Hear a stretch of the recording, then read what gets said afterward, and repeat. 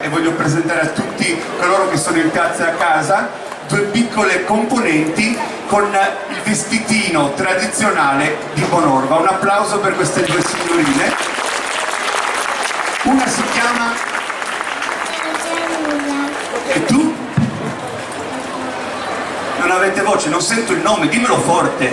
Deborah Zanda. Deborah Zanda, quindi un applauso a loro due.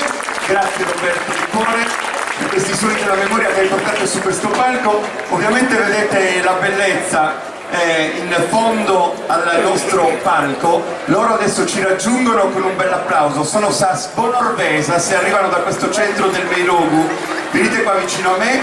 Sono donne che da alcuni anni camminano nei sentieri di una tradizione tutta al femminile, davvero con questo abito particolarmente pieno di luci, con i ricami davvero che rivendicano un pochino quelle annotazioni che il territorio restituisce nel fascino e nella bellezza. Loro ci regalano subito una danza, un ballo della loro appartenenza, e credo che le due signorine ci riserveranno pure una sorpresa. Giampaolo Pirenda le accompagna. Applauso per Sas Bonorvesas.